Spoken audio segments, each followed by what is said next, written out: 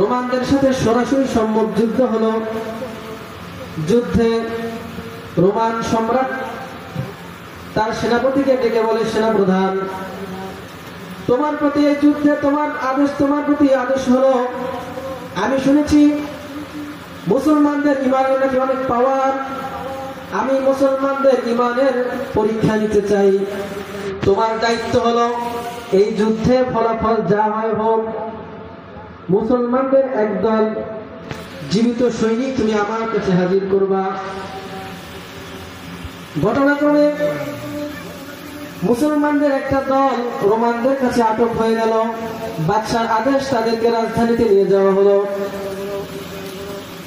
বাদশার কাছে খবর চলে গেল, বাদশা নামদার, মুসলমানদের একটা দল আমাদের হাতে আটক হয়ে গেছে, আপনি যদি আদেশ দেন তাহলে আপনার সামনে হাজির করব। বাদশা বলতে যে ঠিক আছে, আগামীকাল সকালবেলা হাজির করবা। বাদশার আদেশ, পরের দিন সকালবেলা মুসলমানদের দলকে বাদশার সামনে হাজির করা হলো। বাদশা সিংহাসনে উপবেশন করে আছে। বাদশা ডাক দিয়ে বলতেছে মুসলমানদেরকে, তোমাদের দলের আমিরকে, নেতাকে। যুবক একজন দাঁড়িয়ে বলে, আমি এই দলের নেতা।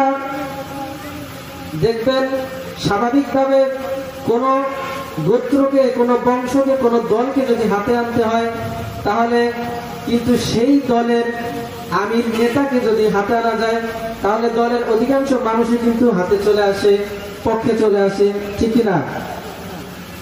তো বাদশা চিন্তা করলো, দলের আমিরকে যদি হাতে আনা যায় তাহলে অধিকাংশ লোকই আমার হাতে চলে আসবে। এজন্য বাদশা আমিরকে ডেকে বলল, তোমাদের দলের আমিরকে।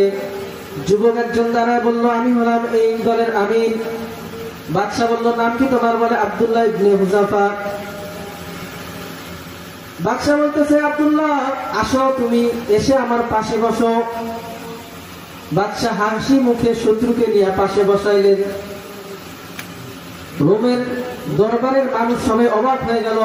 রোমের মানুষ মনে করেছে যেহেতু বাদশার বিরুদ্ধে যুদ্ধ করতে আসছে, হয়তো বাদশা বলবে, আমার মতো পরাশক্তির বিরুদ্ধে যুদ্ধ করতে এসেছো, ওদেরকে শিরচ্ছেদ করে দাও অথবা ওদেরকে শুলিতে চড়ায় হত্যা করো।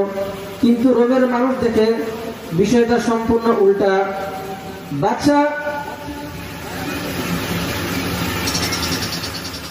বাদশা বলতেছে, বাদশার এই কাহিনী দেখে রোমের মানুষ অবাক হয়ে গেল। সবাই বাদশার দিকে তাকিয়ে বলতেছে, দেখি বাদশা কি করে। বাদশা হাসি মুখে পাশে নিয়ে বসে বলে, আব্দুল্লাহ, তুমি কিন্তু আমার হাতে বন্দী। কোন বাদশা কিন্তু কোন কয়েদির সাথে এরকম আচরণ করবে না।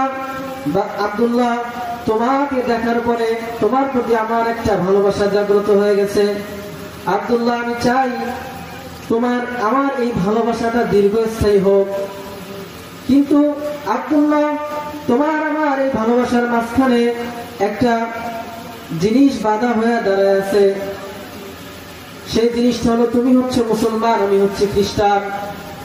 তুমি যদি খ্রিস্টান হয়ে যাও তাহলে তোমার আমার সম্পর্কটা মজবুত হবে, আমি তোমাকে আমার জীবনের চাইতেও বেশি ভালোবাসবো। আর যদি তুমি মুসলমান থেকে খ্রিস্টান হয়ে যাও তাহলে তোমার একটা লাভ না, একাধিক লাভ। আব্দুল্লাহ, তুমি কিন্তু আমার হাতে বন্দী। তুমি যদি মুসলমান হও আমি তোমাকে মুক্ত করে দেব। শুধু তাই নয়, তোমার সাথে যত মুসলমান কয়েদি আছে সবাইকে আমি মুক্ত করে দেব। বাদশা বলতেছে, আব্দুল্লাহ, তুমি হয়তো ভাবতেছো তুমি খ্রিস্টান হয়ে যাওয়ার পর তোমার গোত্রের সাথে মিলতে পারবা না, তোমার গোত্রের কাছে যেতে পারবা না।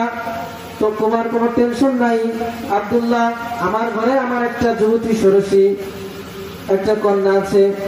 আব্দুল্লাহ, তুমি যদি খ্রিস্টান হয়ে যাও আমার মেয়ের সাথে আমি তোমাকে বিবাহ দেব। বিবাহের দিন আমি তোমার নামে রোম সম্রাটের অর্ধেক লিখে দেব। আর আমার মৃত্যুর পরে তুমি হইবা এই রোম সম্রাটের একচ্ছত্র অধিপতি। আচ্ছা বলে তো, আমাকে যদি কেউ